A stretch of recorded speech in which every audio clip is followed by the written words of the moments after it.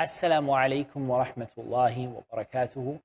We are speaking and indeed concluding our discussion on the major signs before the end of time. We spoke about the sun rising from the west. We spoke about how that happens. The Prophet ﷺ mentioned that the sun every day goes under the arsh and seeks permission to rise again from the east, and it so happens that it is given permission, and then there will be a time when it will not be given permission, and that is the time when belief will not be accepted by anyone. As for tawbah in general, we should mention that tawbah has two cut-off points. Repentance in the life of a believer has two cut-off points. The first is when the soul leaves the body, and that is unique to each individual person. So each individual person's opportunity for tawbah is cut off when the soul leaves the body. And that is different for every person. It's different for you, different for me, according to when we die, that tawbah for us is cut off when the soul leaves the body.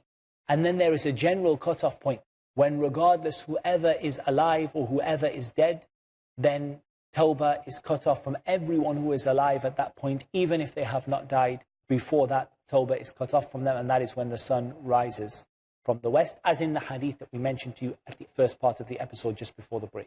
And in Sahih Muslim, from the hadith of Abdullah ibn Amr radiyallahu anhuma, that he said, I heard the Prophet sallallahu alayhi wasallam say, إن أول الآيات خروجا طلوع الشمس من مغربها وخروج الدابة ضحى فأيتها كانت قبل صاحبتها فالأخرى على إثرها.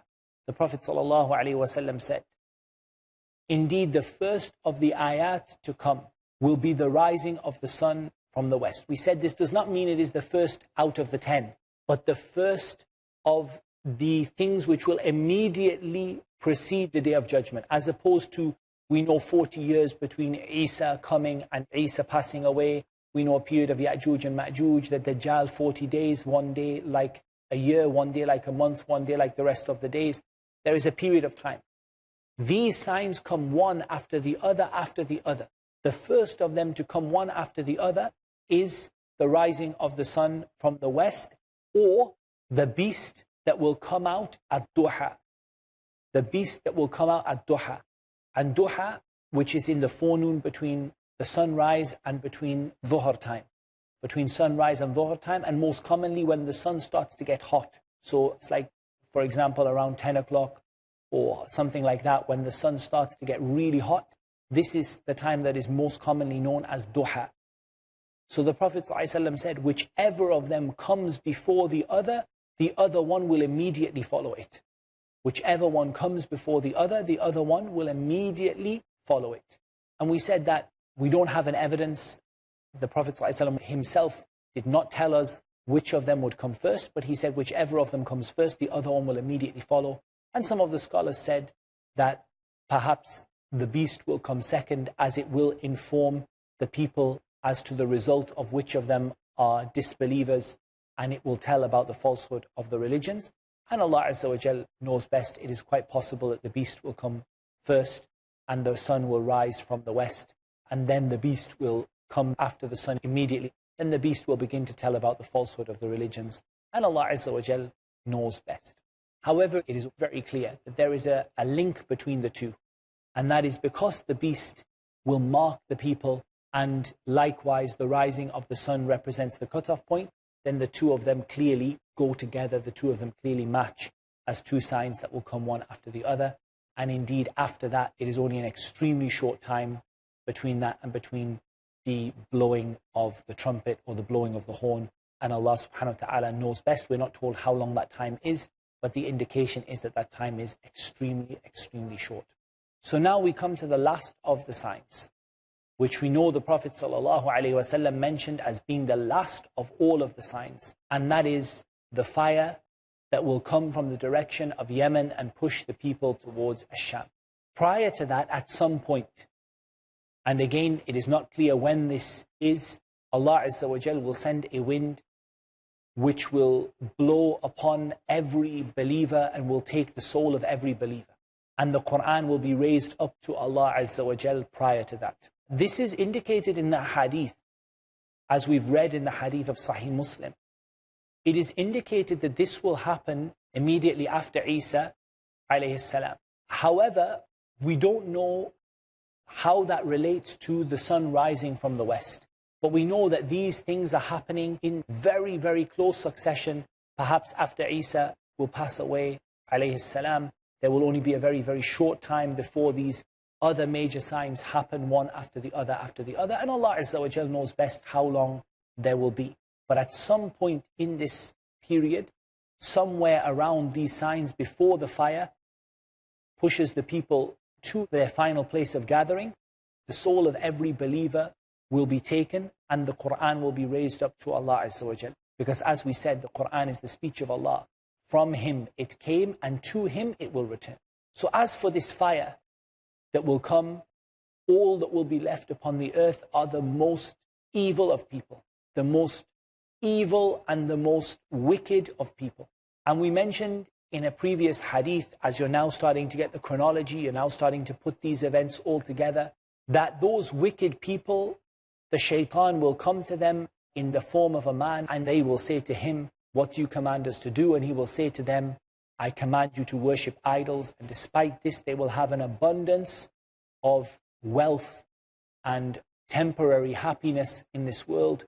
They will not be taken by a punishment of Allah because they are not aware that the greatest punishment of Allah is about to befall them at that time. And it will begin the Day of Judgment with the last of the major signs, and that is a fire. This fire will come from the direction of Yemen. And quite a lot is mentioned about the fire and about where it will come from. It is mentioned that it will come from Aden, which is what is termed as Aden. And it is also mentioned that this fire will come from the direction of Hadramaut. And Hadramaut is a famous city which until this day is well known in Yemen. From this direction the fire will come. It is mentioned that this fire will come, as in some of the narrations, Aqsa Ardi Aden, the last part of the land of Aden.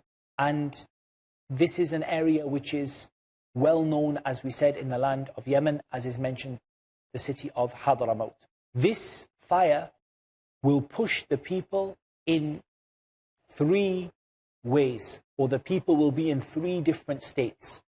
There will be those who are hopeful, raghibin. There are those who will be rahibin, terrified, i.e. there are those who will be confident and they will be rushing away from the fire, keeping ahead of the fire. There will be those who are terrified. There will be 2 upon a camel, and 3 upon a camel, and 4 upon a camel, and 10 upon a camel.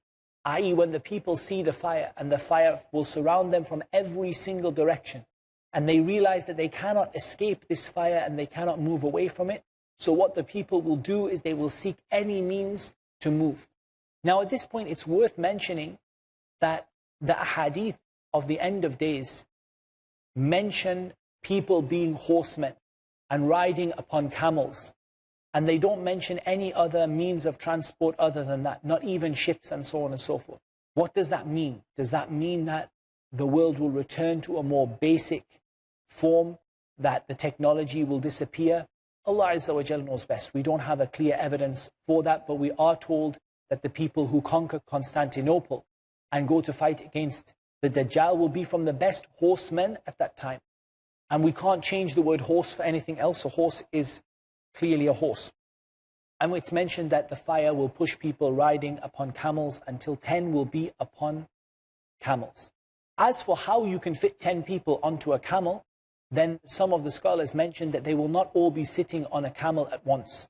Rather, what will happen is that, as is the means when people are escaping by camel something very quickly, what they do is they share the burden. So 9 walk and 1 rides. Then they take it in turns and swap. But there will be so few animals that there will be 10 people waiting a turn to ride, or 2 people ride at once, then 2 more, then 2 more, then 2 more.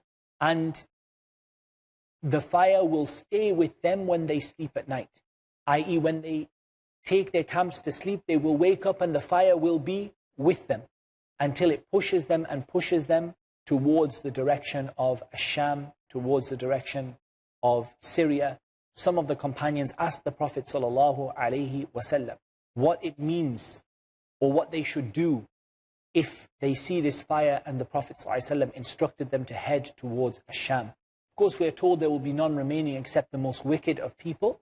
However, from the complete guidance of the Prophet ﷺ is that even in this circumstance, he told the companions what to do. He didn't leave a single thing except that he informed his ummah about it, and he said that you should head for Asham. So this concludes our discussion regarding the major signs, as much as Allah Azza wa Jal has made easy for us. And insha'Allah ta'ala, in the upcoming episode, we're going to start to look at what we've talked about from Kitab al-Fitan and Ashrat al-Sa'ah from Sahih Muslim, the chapter of trials and tribulations and signs of the hour, and look to try to understand a methodology by which a Muslim can be saved from trials and tribulations, and how indeed we have learned from these hadith a means to keep us safe, insha'Allah ta'ala. That will be in the upcoming episodes coming soon. So we'll see you then, insha'Allah. Until then, Assalamu alaikum wa rahmatullahi wa barakatuh.